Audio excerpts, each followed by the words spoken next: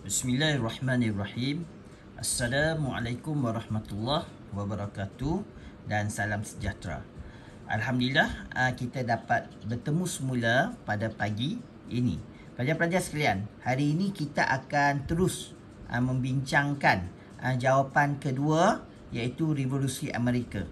Hari itu kita telah bincang secara detail berkenaan dengan Revolusi Keagungan. Jadi pada kali ini marilah kita lihat Revolusi Amerika sebagai jawapan yang kedua. Dan untuk makluman pelajar-pelajar sekalian, berdasarkan soalan 12 ini, rentetan peristiwa penting yang membawa pada perkembangan idea nasionalisme di Barat, ini adalah soalan kerangka yang umum. Jadi bagi soalan yang umum, pelajar-pelajar boleh memilih sama ada ingin menjawab Revolusi Keagungan ataupun Revolusi Amerika maupun Revolusi Perancis. Okey, kita telah bincang Revolusi Keagungan di England. Hari ini cikgu akan memberi tumpuan kepada Revolusi Amerika. Okey, pelajar-pelajar sekalian. Okey, untuk makluman pelajar-pelajar sekalian, kemungkinan ada juga soalan yang akan ditanya secara khusus, iaitu jelaskan rentetan peristiwa penting yang berlaku di Amerika membawa kepada perkembangan idea nasionalisme di Barat. Okey, jika soalan itu adalah soalan yang khusus, pelajar-pelajar mesti membincangkan tentang Revolusi Amerika sahaja. Okey, jadi kita andaikan keberangkalian mungkin soalan itu akan keluar secara umum. Kalau keluar secara umum, maka pelajar-pelajar boleh memilih mana-mana negara, sama ada di Britain, di Amerika atau di Perancis. Tetapi jika soalan itu lebih kepada khusus, iaitu menyatakan contohnya di Amerika, jadi pelajar-pelajar mesti membincangkan jawapan di Amerika. Okey, baik pelajar-pelajar sekalian, hari ini cikgu akan lagi sekali membawa pelajar-pelajar melihat bagaimana formula KS, fakta, contoh, what, how dan inference ini dapat dikenal pasti di dalam buku teks dan memudahkan pelajar memahami perkembangan setiap fakta yang terdapat di dalam buku teks. Okey, jadi pelajar-pelajar sekalian, jangan lupa kita akan cuba memberi tumpuan kepada formula ini, iaitu kunci soalan, fakta, contoh atau what, why, how dan inference. Jadi kelima-lima ini pelajar-pelajar sekalian, kita akan lihat ada tak di dalam buku teks.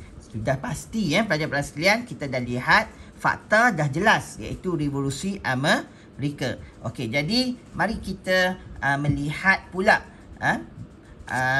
contoh atau what, why, how dan inference ini. Boleh tak kita ambil daripada buku teks? Okey. Jadi cikgu akan terus menunjukkan data daripada buku teks ini pelajar-pelajar sekalian, dan bolehlah pelajar-pelajar sekalian memberi tumpuan di sini bagaimana daripada buku teks ini kita keluarkan berdasarkan urutan formula yang kita hasilkan tadi. Okey, baik. Pelajar-pelajar sekalian, berdasarkan petikan buku teks ini, tentulah kita boleh ambil Revolusi Amerika ini sebagai fakta. Okey, jadi kita ambil, kita gariskan Revolusi Amerika ini sebagai fakta. Kemudian kita cuba keluarkan contoh atau what.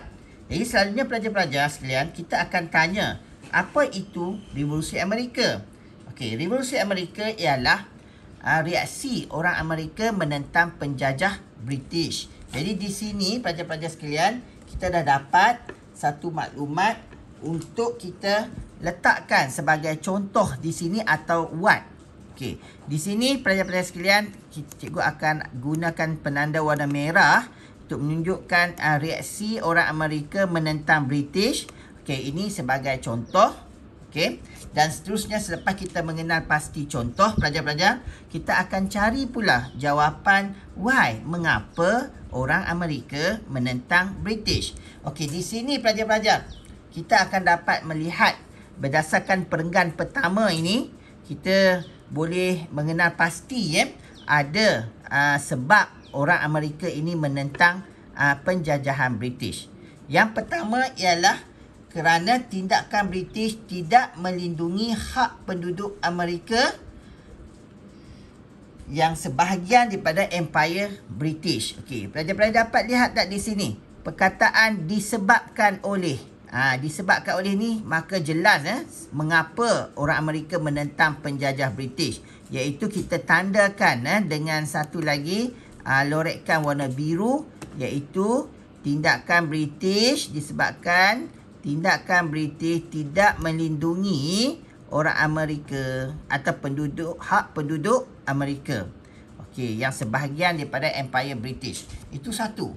Kemudian pelajar-pelajar sekalian, kita lihat yang kedua, kerana tindakan British memperkenalkan sistem pungutan cukai yang baru.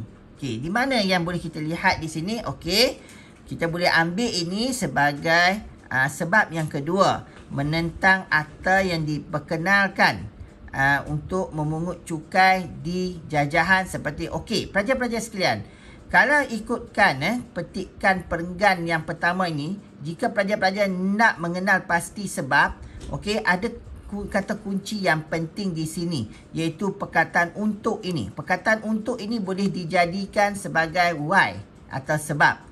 Jadi di sini menentang akta. Okey, jadi pelajar-pelajar boleh lihat kenapa penduduk di Amerika menentang British, kerana pihak British telah memperkenalkan sistem pungutan cukai baru seperti akta pelayaran, akta gula, akta stamp dan akta teh. Okey, jadi di sini kita ambil ini sebagai sebab yang kedua. Okey, menentang akta yang diperkenalkan untuk memungut cukai di jajahan Amerika seperti akta pelayaran, akta gula, akta stamp dan akta teh. Okey, kita dah dapat dua sebab. Okey, dan seterusnya sebab yang ketiga pelajar-pelajar sekalian kita boleh jadikan juga ialah ingin mencapai kemerdekaan. Okey, ingat di sini ada perkataan untuk memperjuangkan kemerdekaan Amerika. Jadi untuk tahuan pelajar-pelajar sekalian, kita dapat 3 sebab mengapa penduduk Amerika Syarikat menentang penjajahan British. Okey, selepas kita mengenal pasti mengapa, kita melihat pula ialah bagaimana orang Amerika menentang British. Jadi untuk tahuan pelajar-pelajar sekalian, ini yang disebut dekat formula how. Okey, kita dah ada fakta, kita dah ada contoh atau what, kita dah ada why, dan kita akan lihat pula bagaimana orang Amerika ini menentang penjajahan British. Jadi kalau pelajar-pelajar lihat, cikgu cuba menstrukturkan huraian ini supaya memudahkan pelajar selepas itu memahami dan mengingati fakta-fakta yang terdapat di dalam buku teks. Okey, pelajar-pelajar sekalian, kita lihat how yang pertama, iaitu bagaimana orang Amerika ini menentang British, iaitu dengan melaungkan slogan tiada cukai tanpa perwakilan. Kerana tiada wakil Amerika dalam Parlimen British. Okey, di mana di situ di jawapan how ni. Cuba lihat ni perkataan kata kerja pelajar-pelajar sekalian. Kalau dah kata kerja nak mencari atau mendapatkan how ini mudah saja, iaitu pelajar cari me dan kan. Ada perkataan kata kerja me dan kan ini, maka itu kita boleh letakkan di dalam kategori bagaimana atau how. Okey, cuba lihat di sini melaungkan slogan. Okey, penduduk tanah jajahan di Amerika melaungkan slogan tiada cukai tanpa perwakilan. Okey, dapat kan? Jadi ini dah nampak tiada cukai tanpa perwakilan. Kerana tiada wakil. Okey, kerana tiada wakil Amerika di Parlimen British. Okey, jadi pelajar boleh ambil ini, yang paling penting perkataan ini, melaungkan. Melaungkan slogan ini, melaungkan perkataan kata kerja, melaungkan slogan tiada cukai tanpa perwakilan. Okey, itu satu. Hal yang kedua ialah pelajar dapat lihat mereka ini menubuhkan kongres yang diketuai oleh George Washington.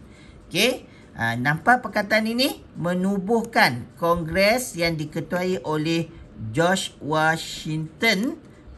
Dan seterusnya, hal yang ketiga, mengisytiharkan perang terhadap British. Okey. Nampak? Dah ada 3 hal. Okey.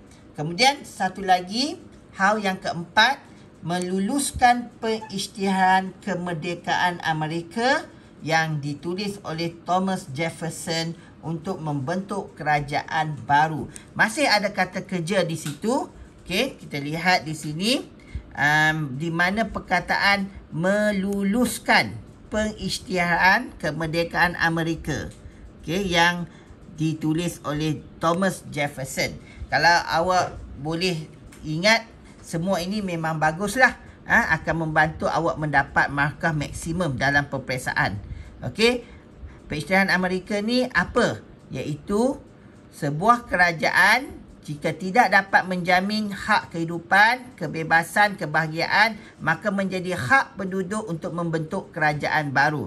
Ini kenyataan kenyataan pengisytiharan kemerdekaan Amerika yang ditulis atau dihasilkan oleh Thomas Jefferson. Jadi kalau pelajar-pelajar lihat di dalam buku teks itu ada gambar itu iaitu Thomas Jefferson, ahli falsafah Amerika. Okey, pelajar-pelajar, kita dah dapat 4 how. Jadi di sini kalau pelajar-pelajar nak menghasilkan jawapan esei secara holistik memang terbaik. Okey, memang mudah sebab kita dah ada fakta, kita dah ada contoh atau what, kita dah ada why dan kita dah ada how. Okey, pelajar-pelajar, daripada situ kita akan mengenal pasti selepas pelajar menghasilkan jawapan tersebut, kerangka daripada jawapan tersebut, maka kita boleh membuat inference yang mudah. Okey, di dalam ini pelajar-pelajar cikgu akan menggunakan perenggan yang terakhir ni sebagai penegasan fakta atau inference. Okey, cikgu akan tandakan warna ini, iaitu cikgu akan mengambil ini sebagai inference, membuat ayat ini sebagai satu inference. Okey, ini menunjukkan revolusi Amerika menjadi perintis kepada penggabungan 13 buah bekas tanah jajahan tersebut digabungkan dan diberi nama baru sebagai Amerika Syarikat yang memperkenalkan sistem pemerintahan demokrasi. Okey, baik. Daripada semua ini, kita akan tunjuk kepada pelajar-pelajar sekalian iaitu kerangka jawapan yang terhasil daripada buku teks ini. Jadi untuk pelajar-pelajar sekalian, okey, inilah yang sepatutnya pelajar-pelajar jadikan sebagai nota panduan. Okey, baik. Kita dah ada kunci soalan, kita dah ada fakta, kita dah ada contoh, kita dah ada why, kita dah ada how dan kita dah ada inference. Okey, jadi bagaimana kita nak jadikan jawapan esei. Okey, pelajar-pelajar, boleh lihat cikgu akan menghasilkan jawapan esei yang mudah. Kita ambil dulu KS, kunci soalan. Soalan tanya, jelaskan rentetan peristiwa penting. Ini soalan tanya, jelaskan rentetan peristiwa penting. Okey, jelaskan rentetan peristiwa penting yang membawa kepada perkembangan idea nasionalisme di Barat. Jadi pelajar ambil rentetan peristiwa penting yang membawa kepada perkembangan idea nasionalisme di Barat. Okey, inilah kita ambil sebagai kunci soalan. Okey, jadi kita akan ambil ini. Okey, kita akan ambil rentetan peristiwa penting yang membawa kepada perkembangan idea nasionalisme di Barat ialah. Okey, pelajar-pelajar akan tulis ini dan jadikan sebagai kerangka jawapan. Okey, baik.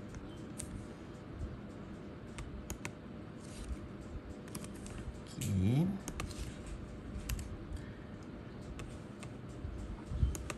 Okey, Pelajar-pelajar dapat ini Ini cikgu sedang merangka atau menulis jawapan esei dan sedang membimbing awak ke arah menulis jawapan esei yang mudah. Baik, awak lihat selepas kita masuk kunci soalan, kita letak perkataan ialah ini.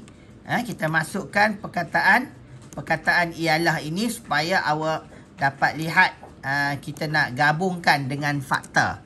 Ialah faktanya revolusi Amerika. Okay, kita ambil perkataan ini sebagai fakta. Okey, pelajar lihat cikgu cuba gabungkan ini sebagai fakta. Okey. Revolusi Amerika. Okey. Kemudian kita terus masuk perkataan contohnya pelajar. Bila dekat sini terus masuk perkataan contohnya lebih mudah untuk menghasilkan satu ayat yang lengkap. Contohnya pelajar-pelajar iaitu reaksi orang Amerika menentang penjajahan British. Okey, ambil ini. Tulis yang ini sebagai jawapan dia. Okey.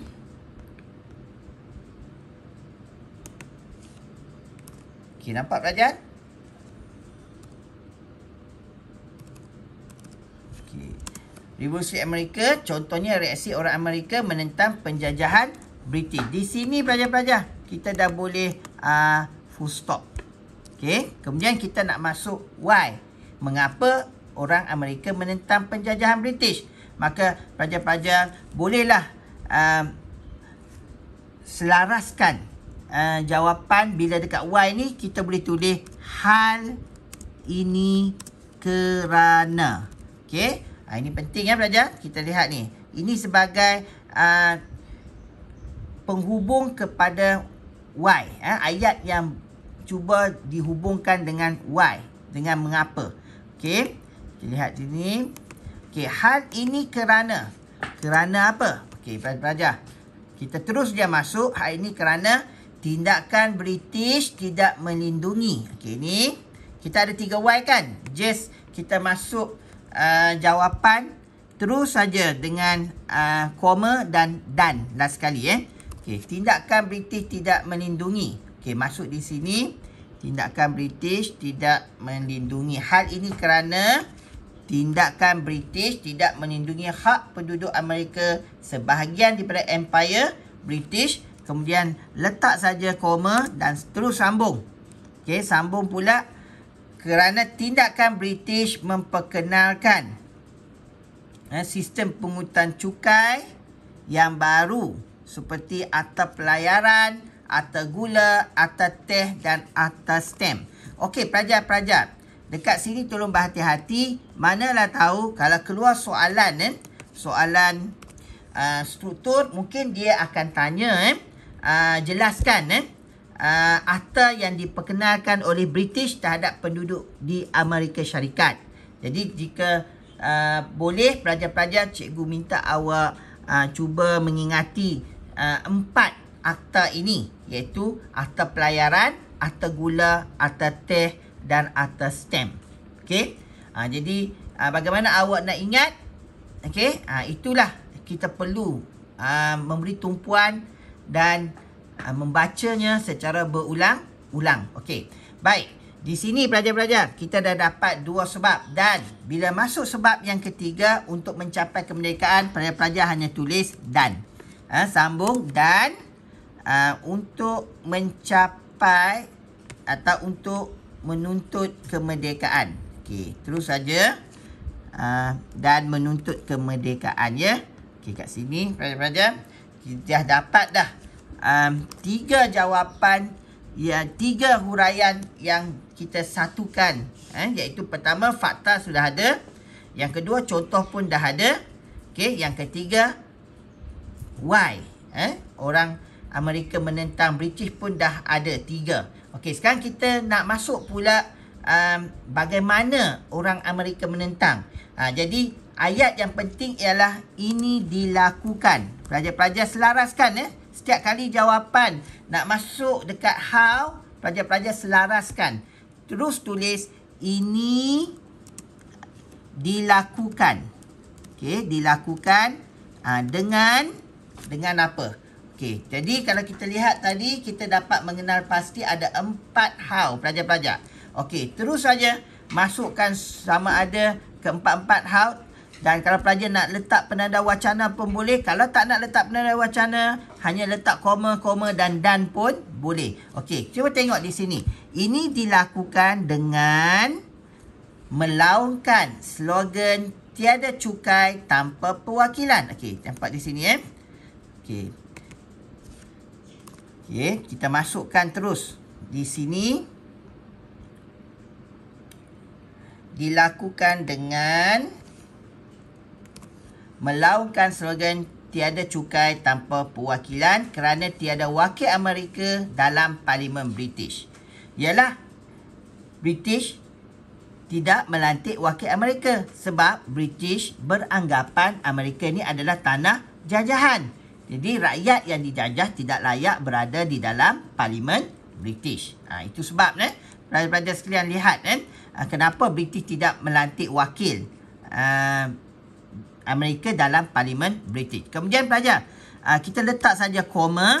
Okey, letak saja koma. Ini dilakukan dengan melaungkan slogan tiada cukai tanpa perwakilan kerana tiada wakil Amerika dalam Parlimen, koma, terus letak koma.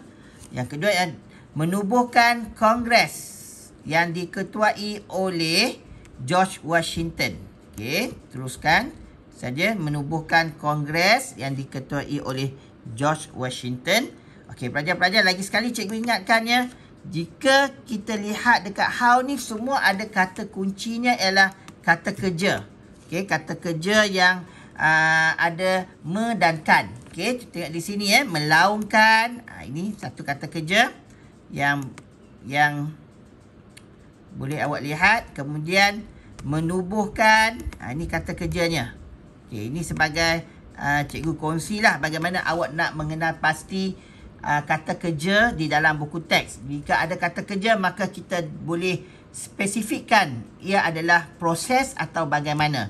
Okey, baik. Seterusnya pelajar-pelajar sekalian, kita letak juga koma atau nak full stop, tapi koma lah memudahkan pelajar. Okey, seterusnya yang ketiga, bagaimana mengisytiharkan perang terhadap British untuk kemerdekaan Amerika. Okey, mengisytiharkan perang. Okey, kita masukkan terus saja kat sini. Mengisytiharkan perang. Okey, dan akhir sekali. Dan akhirnya, kalau nak letak perkataan akhirnya. Dan akhirnya, meluluskan pengisytiharaan kemerdekaan Amerika yang ditulis oleh Thomas Jefferson untuk membentuk kerajaan baru. Okey, ini ayat yang paling ringkas lah. Okey, ada orang tanya, pecahan Amerika tu apa? Okey, tadi kita dah tunjuk pada pelajar kan secara jelas pecahan Amerika tu. Okey, dan akhirnya meluluskan pengisytiharaan kemerdekaan Amerika yang ditulis oleh Thomas Jefferson untuk membentuk kerajaan yang baru atau sebuah kerajaan baru.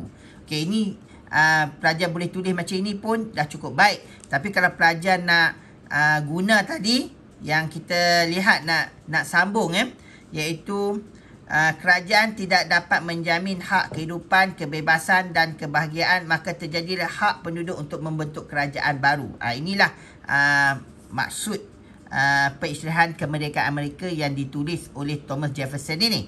Okey, tapi cikgu ringkaskan saja supaya awak lebih mudah untuk faham dan mengingati fakta-fakta ini. Baik, okey, pelajar-pelajar dah dapat ini, maka kita masukkan inference. Inference, pelajar-pelajar nak masukkan inference, pelajar tulislah ini menunjukkan.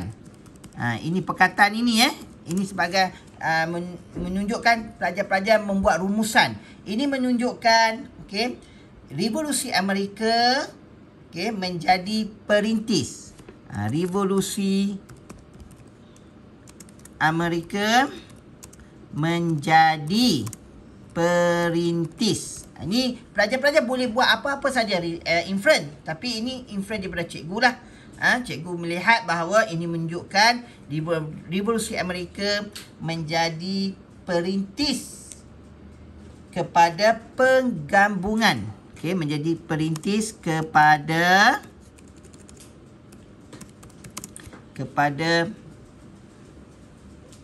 penggabungan 13 buah tanah jajahan British sehingga terbentuk nama Amerika Syarikat yang mempopularkan sistem pemerintahan demokrasi. Sehingga hari ini Amerika Syarikat mempertahankan sistem amalan demokrasi.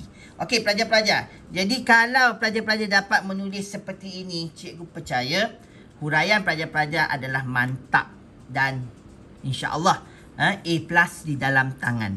Okey. Jadi pelajar-pelajar dah nampak kan bagaimana formula KS, fakta, contoh atau what, why dan how serta inferen ini memudahkan pelajar-pelajar menghasil satu jawapan esei yang mudah. Okey.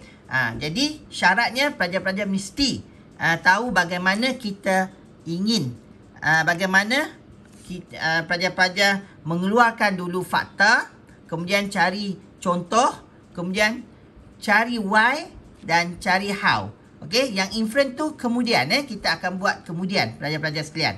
Tetapi 4 itu yang penting, iaitu cikgu ulang, fakta yang berwarna kuning ini, kemudian yang berwarna merah ini adalah contoh, yang berwarna biru ini adalah mengapa mengapa penduduk Amerika menentang British, yang warna hijau ini bagaimana penduduk Amerika menentang British.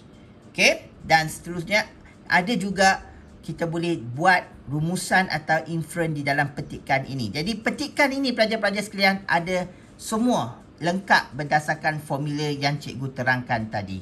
Jadi pelajar-pelajar sekalian, kita bertemu lagi pada masa yang akan datang dan selamat maju jaya.